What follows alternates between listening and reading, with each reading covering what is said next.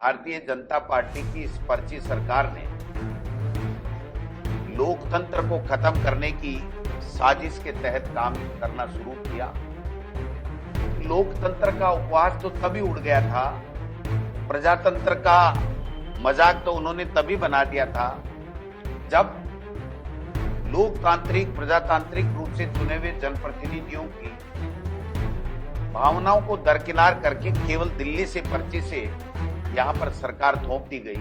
आज की तारीख में एक भी नगर पालिका नगर निकाय बची हुई नहीं है। सबके अंदर प्रशासक लगा दिए गए हैं, चुनाव नहीं करवा रहे हैं, बहाना ले रहे हैं कि ओबीसी आयोग का रिपोर्ट राजनीतिक प्रतिनिधित्व देने की जो रिपोर्ट आनी थी वो नहीं आई। ये कानून को नहीं मान रहे हैं, ये संविधान को नहीं मान रहे हैं, हाई कोर्ट और सुप्रीम कोर्ट के फैसलों को नहीं मान रहे हैं, ये अपनी मर्जी से चला रहे हैं सरकार को।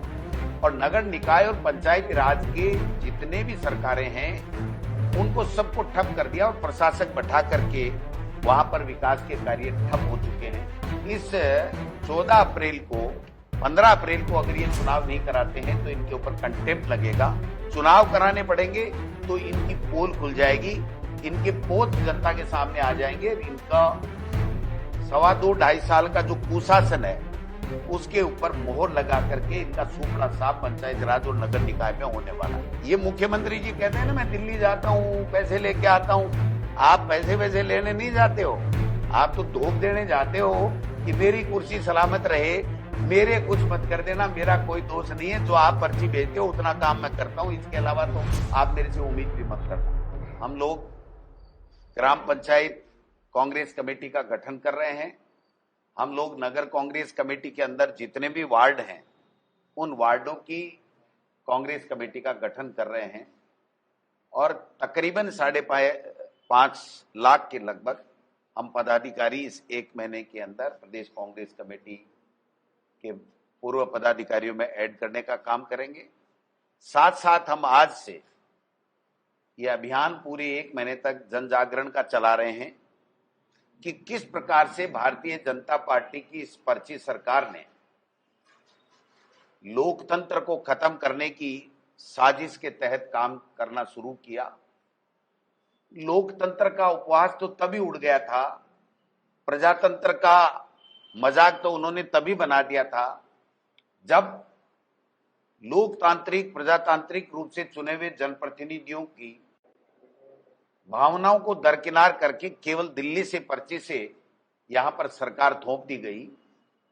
लेकिन तब से लेकर के अब तक आप देख सकते हैं कि नवंबर 2024 के अंदर 59 नगर परिषद नगर पालिकाओं के चुनाव पेंडिंग हो गए थे।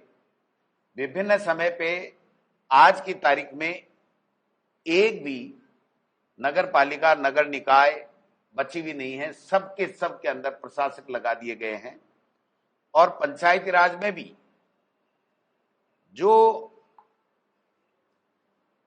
15 जिले और 100 के लगभग 112 के लगभग पंचायत समितियां हैं जो इनका कार्यकाल अभी पूरा होगा। बाकी सबका कार्यकाल किसी का 6 महीने हो गए, किसी का 8 महीने हो गए, किसी का 7 महीने हो गए, लेकिन चुनाव नहीं करवा रहे हैं।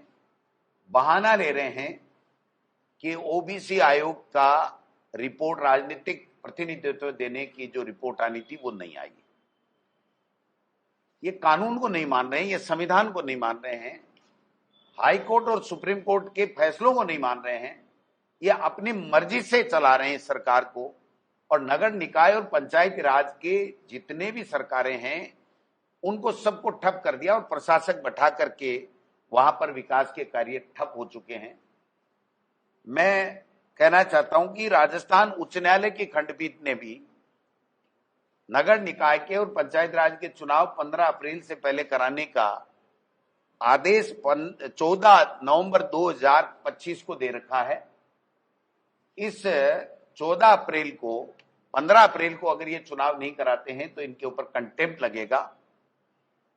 जो राजनीतिक प्रतिनिधित्व देने के लिए जो ओबीसी आयोग की रिपोर्ट थी वो 3 महीने के लिए आयोग गठित करना था और एक समरी इंक्वायरी के बाद में जनाधार वगैरह वगैरह से डाटा लेकर के जो सरकार के पास में वर्तमान में मौजूद डाटा है, कोई नया डाटा कलेक्ट नहीं करना था, उन्हीं के आधार के ऊपर उनको ये सर्वे रिपोर्ट दे करके और ये चुनाव करवाने थे ओबीसी का प्रतिनिधित्व तय करके। लेकिन जानबूझ करके इन्होंने ओबीसी आयोग का कार्यकाल बार बार बढ़ा रहे हैं।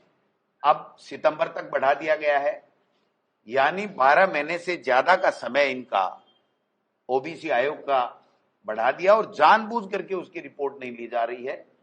पहले 6 महीने तक उनको कोई संसाधन नहीं दिए, मैन पावर नहीं दिया, कोई डाटा उनको जो चाहिए था वो डाटा सरकार ने उपलब्ध नहीं कराया जानबूझ करके। और अब उनकी रिपोर्ट तैयार है, लेकिन वो इसलिए नहीं ले रहे हैं कि अगर लेंगे तो चुनाव कराने पड़ेंगे, चुनाव कराने पड़ेंगे तो इनकी पोल खुल जाएगी, इनके पोत जनता के सामने आ जाएंगे। इनका 2.5 साल का जो कुशासन है उसके ऊपर मोहर लगा करके इनका सुपड़ा साफ पंचायती राज और नगर निकाय में होने वाला है। मैं कहना चाहता हूं कि जो सुप्रीम कोर्ट ने फैसला दिया था, जिसके आधार के ऊपर ये ओबीसी का सर्वे कराना जरूरी है आयोग के द्वारा, वो फैसला भी 4 मार्च 2021 का विकास किशन राव बनाम स्टेट ऑफ महाराष्ट्र आदि है। उसमें भी सुप्रीम कोर्ट के फैसले में ये कहा गया है कि अगर सरकार नहीं करा पाती है तो केवल इसके आधार के ऊपर आप चुनाव नहीं टाल सकते हो, आपको चुनाव कराने ही पड़ेंगे, चाहे ओबीसी के बगैर चुनाव कराओ। बार बार खर्रा जी और कई मंत्री कह रहे हैं, कांग्रेस कह दे कि ओबीसी के बिना प्रतिनिधित्व के आप चुनाव करा दो। भाई हम कह रहे हैं, हम क्यों कहते हैं?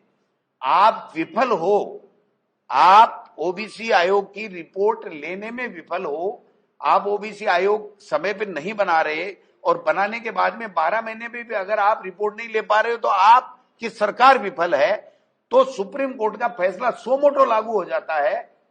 तो मैं समझता हूं कि ये कहकर के वो अपनी जिम्मेदारी से नहीं बच सकते हैं। अभी हमने तय किया है 1 अप्रैल से 7 अप्रैल में हम मंडल स्तर के ऊपर जाकर के वहां ग्राम पंचायतों का गठन करेंगे, वार्डों के अंदर वार्डों का गठन करेंगे। 8 अप्रैल से लेकर के 14 अप्रैल तक हम लोग जो है वो जिला और विधानसभा में ब्लॉक स्तर के ऊपर काम करेंगे और 15 से 30 फिर हम लोग प्रदेश स्तर के ऊपर इसकी समीक्षा करके काम करेंगे। इस प्रकार से करेंगे। मैं एक बात कहना चाहता हूं, जब आप चुनाव नहीं करवा रहे हो और फरवरी के अंदर 14 फरवरी या 16 फरवरी को जब एसआईआर की फाइनल लिस्ट आ चुकी है आपके पास में, तो आप उस जनवरी 2025 की जो वोटर लिस्ट जिसमें लगभग 50 लोग फर्जी एएसडी यानी एब्सेंट, शिफ्टेड और डेथ के जो वोट हैं, उनके आधार के ऊपर वार्डों का गठन करके पंचायत राज और नगर निकाय का चुनाव क्यों करवाना चाहते हो, यह मैं पूछना चाहता हूं। एक निर्वाचन अधिकारी, एक एआरओ वही वोटर लिस्ट 2025 जनवरी की जारी कर रहा है अपने हस्ताक्षर से, वही व्यक्ति एसआईआर की वोटर लिस्ट को जारी कर रहा है अपने हस्ताक्षर से, और वही व्यक्ति आज पंचायत राज और नगर निकाय के वार्डों के गठन की वोटर लिस्ट जारी कर रहा है। यानी एक निर्वाचन अधिकारी, एक एसडीएम 2 तरह की वोटर लिस्ट जारी कर रहा है, जिसमें दोनों में आंकड़ों में अंतर है। हजारों की संख्या के अंदर एक एक विधानसभा के अंदर वोटर का फर्क होके वही पदाधिकारी कर रहा है। इसके ऊपर मैं कहना चाहता हूं, हम लोग राज्य निर्वाचन आयोग को 1-2 दिन में इसका ज्ञापन देंगे राज्य निर्वाचन आयोग को कि आप डबल माइंडेड नहीं हो सकते। आपके पास में जब नई वोटर लिस्ट आ गई तो आप पुरानी वोटर लिस्ट से चुनाव नहीं करा सकते, और उसके बाद में भी अगर इन्होंने नहीं मानी तो हम लोग राजस्थान उच्च न्यायालय का दरवाजा भी खटखटाएंगे कि एक निर्वाचन अधिकारी, एक ईआरओ, एक अपने ही साइन से 2 तरह की वोटर लिस्ट जारी करके और जनता को गलत, और जो अब्सेंट है, शिफ्टेड है या डेथ हो गई, उनके वोटर लिस्ट में नाम रख करके वो वोटिंग कराना चाहता है, वो चुनाव कराना चाहता है, जो असंवैधानिक है, गलत है। इसलिए मैं कहना चाहता हूं कि दोनों तरीके से हम लोग काम करेंगे, हमारा संगठन भी बढ़ाएंगे और इनका खुल करके पूरे तरीके से जनता में इनको एक्सपोज करेंगे, इनकी पोल खोलेंगे कि ये सक्षम लोग हैं, यहां पर कोई निर्णय लेने वाला नहीं है, इनका कोई विजन नहीं है। 1900 करोड़ रुपए हमारे खत्म कर दिए साहब, केंद्र की सरकार ने खा गए। ये मुख्यमंत्री जी कहते हैं ना, मैं दिल्ली जाता हूं पैसे लेके आता हूं। आप पैसे वैसे लेने नहीं जाते हो, आप तो धोख देने जाते हो कि मेरी कुर्सी सलामत रहे, मेरे कुछ मत कर देना, मेरा कोई दोष नहीं है, जो आप पर्ची भेजते हो उतना काम मैं करता हूं, इसके अलावा तो आप मेरे से उम्मीद भी मत करना। तो अगर ला रहे हो तो आप पंचायत राज के 1900 करोड़ रुपए आपने खत्म क्यों किए, ये बताइए आप। आज राजस्थान के अंदर लोगों को गैस नहीं मिल रही है, महंगाई बढ़ रही है, लोग, हमारे जो लोग यहाँ के हिंदुस्तान के लोग जो खाड़ी देशों के अंदर हैं, उनकी जान माल की रक्षा नहीं हो पा रही है, वो इतने भयभीत है, इतने परेशान हैं, वहां पर उनके आने की व्यवस्था नहीं हो रही है, वहां पर उनके काम धंधे सारे बंद हो गए। यहाँ पर जो लोग कमाई के लिए इधर उधर बेचारे आए थे, उनको गैस का सिलेंडर नहीं मिलने की वजह से और अपना उद्योग जहां वो मजदूरी कर रहे थे वहां बंद होने की वजह से उनको अपने गांव में जाना पड़ रहा है, वो बेरोजगार हो गए हैं और ये उपहास कर रहे हैं, चाहे जैसे बकवास कर रहे हैं, चाहे जैसे भाषण ठोक रहे हैं, जो जिसके मन में आए वो वैसे ही टोरे दे रहा है।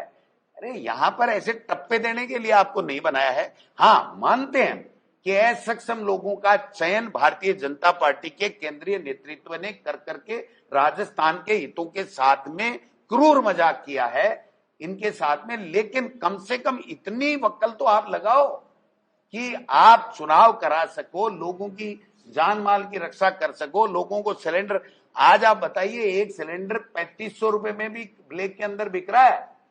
और कह रहे हैं हम कंपनी वालों पे एफआईआर लॉन्च कर रहे हैं। एफआईआर लॉन्च तो इस सरकार में बैठे हुए लोगों पे होनी चाहिए कि आपकी गलत नीति के कारण से, आपके देश के प्रधानमंत्री जी की गलत नीति के कारण से आज हमारी ये दुर्दशा पूरे विश्व में हो रही है, उसका जिम्मेदार कौन है। तो इस तरीके से अनर्गल बयान देकर के किसी अच्छे बात को आप उपहास में उड़ा रहे हो, इसका मतलब या तो आप में कोई विजन नहीं है, या आप में समझ नहीं है, या आप सही मायने में सही तथ्यों के ऊपर जाना ही नहीं चाहते हो। ये मैं कहना चाहता हूं।